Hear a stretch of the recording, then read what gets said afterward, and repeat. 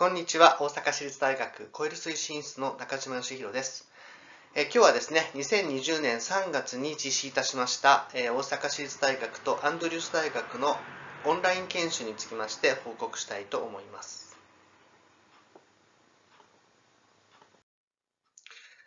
まず最初の経緯なんですけれども、現在大阪市立大学は、大学の世界展開力強化事業の助成を受けて、ソーシャルイノベーションコースというのを実施しています。でこのコースの一つとしまして、国内研修旅行と米国研修旅行を企画実施しています。で今日ご報告いたしますのは、この一番下、3月20日から25日に当初、アメリカで実施しようとしていた研修旅行についてです。こちらがこの研修の募集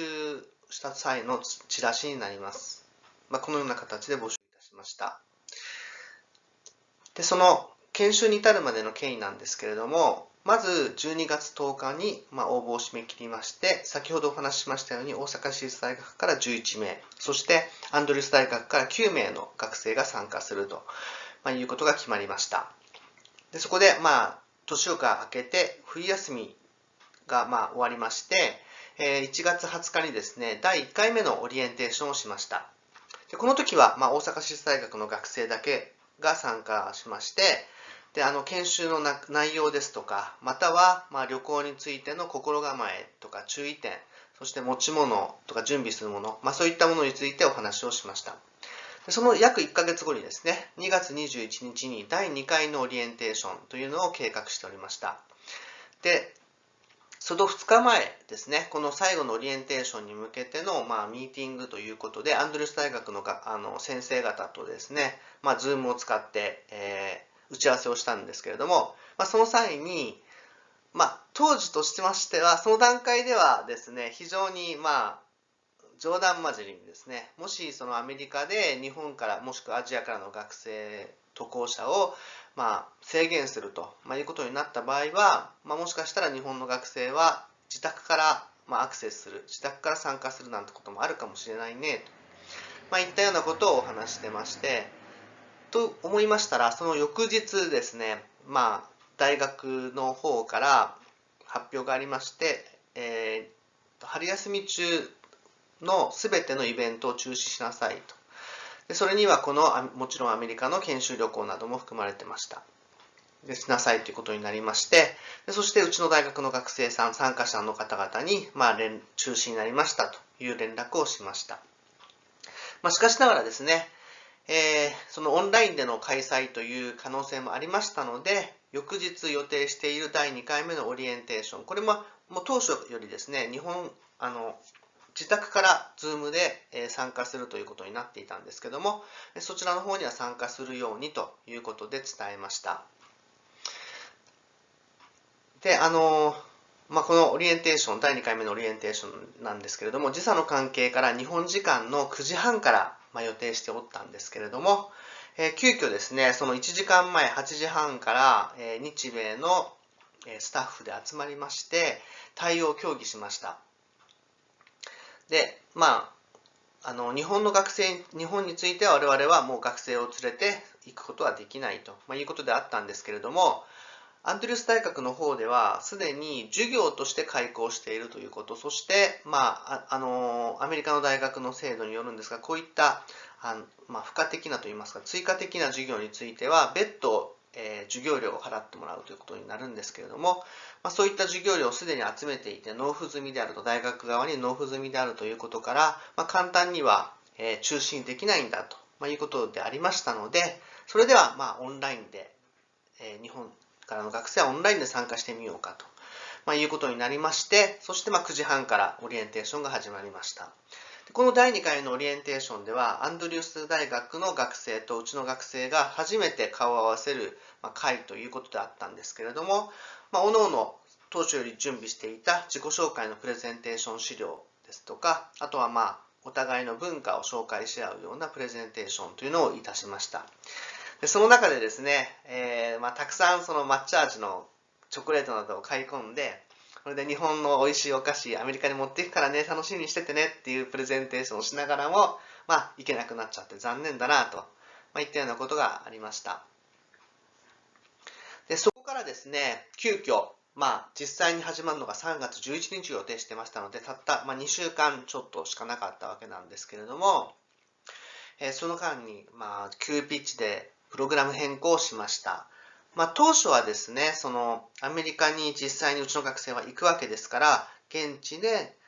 体験、経験したり、またはゲストスピーカーの話を聞いたり、そしてインターンシップ先で、現場のスタッフの方にですね、インタビューをしたり、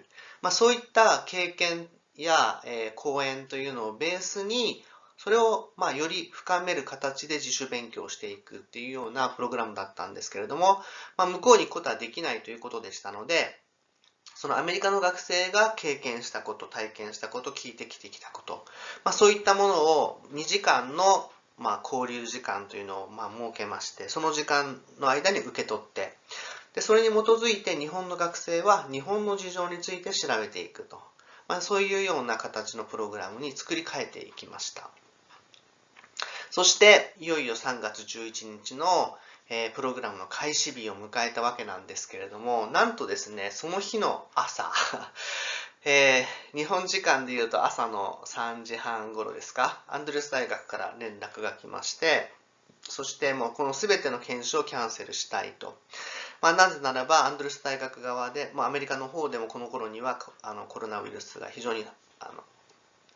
流行が始まってましたので、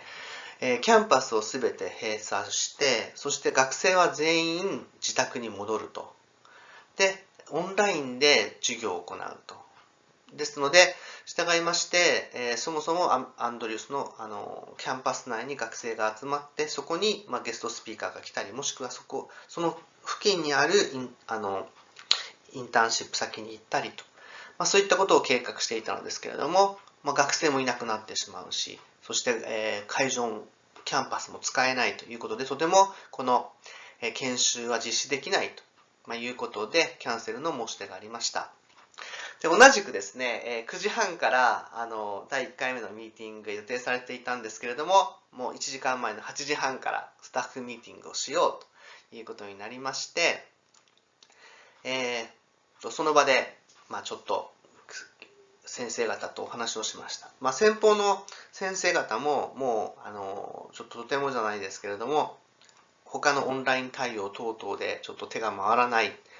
ということと、もう全面的に向こうは向こうで考えていたプログラムというのが、ご破産になってしまうということで、もうとても無理だということだったんですけれども、私どもの方で日本側の学生にこういったものを勉強させてはどうかというプログラムを考えてきましたので、今度はそのプログラムをアメリカの学生の皆さん方にも同じような形でしていただくことでですね、研修が実施できないかということで提案させてもらいました。で、そうしたところ、まずですね、その学生が実家に帰らなきゃいけないので、そこでまた学習ができる体制を整えるということが、今日明日ですぐできるというわけではないだろうということでしたので、3月16日まで待ってほしいということを受けまして、では3月16日から、またですね、プログラムを改編して、一切インターンシップのない形での、そして全てを自宅からのオンラインで行うという形での研修で行おうということになりました。そして9時半から第1回目のその研修開始ということで、日本の学生がどんどんその Zoom に入ってきたわけなんですけれども、そこで、残念ながらということで、アメリカの学生も研修、インターンシップ先に行くことはできなくなりましたということで、16日からやりますということで、その日は解散したということになります。そして16日に研修を行いました。で、具体的にどういうふうな研修になったかということなんですけれども、ここでは、ですね、ごく簡単に日程についてちょっとご説明したいなと思います。こちらですね、先ほどご紹介いたしましたチラシの裏面なんですけれども、これまでの5回の研修旅行及び将来にわたりましても、私どもとしましては基本的に研修、日本でやろうとアメリカでやろうと、このような形で実施してまいりました。ですね、まず事前キャンプとして、そのインターンシップで行くその先のですね、背景であるとか、または社会制度であるとか、そしてそのインターンシップ先そのもののですね、中身であるとか、そういったものを事前に2日間かけて勉強してもらう。そして2日間インターンシップに行ってもらって、そして実際に体験する。現場を体で知る。経験するということをします。でその後、またキャンパスに戻ってきて2日間かけてですね、自分たちのその経験というものを、元にですね、より知識を深めていく。もしくは様々な仮説や検証方法というものを考えてもらう。そして今度はですね、自分自身の問題意識というものを持ちながら、後半2日間、もう一回同じ現場に入ると。そして帰ってきたところで、それまでの考察、調べたこと、調査内容を考察したこと、そして検証したこと、そういったことをですね、レポートにまとめてもらう。こういったものが一つの検証の流れになります。そして、もう一つですね、アメリカの方で今回の研修として、インターンシップ先用意してたんですけれども、交渉して受け入れていただくところを探してもらってたんですけれども、一つがローガンオーティズムセンター。これが自閉症の子どもたちに対する学習であったりケアであったりと、そういったことをするような施設です。もう一つがネイバーツーネイバーという、キリスト教の団体をベースにした地域のケア、地域ケアの施設なんですけれども、一つはリサイクルショップですね。で一つは、例えばフードバンクのような、生活だけに限らないんですが、例えばアルコール中毒の方のケアですとか、そういった困難者に対する支援を行うと。そういったことを、非常に包括的にやっている施設なんですけれども、そこから2つのグループ、そしてチャイルドケアをしていただいている YMCA ということで、4つのインターンシップ先といいますか、4つのグループに分かれて研修を行うというような予定でありました。で、こちらがですね、実際に研修旅行が研修インターンシップ先に行けなくなったということ、あと日程が短くなったということ、そして、残念ながらですね、最終的な参加者が、日本側が8名、そしてアメリカ側が3名に減りました。実はですね、日本側、もともと11名予定していたんですけれども、5名の方がキャンセル、実際に行けないのであればちょっと難しい、参加が難しいということで、5名の方がキャンセルして、で、今度ですね、アメリカに行かないのであれば、オンラインであれば、日本にいるのであれば、参加したいっていう方が2人、おられて、結果的に日本側は8名が参加することになりました。そして、実際のキャンプなんですけれども、まず事前キャンプ、2日間の事前勉強なんですが、こんな風にしました。まず、日本側で、調べます。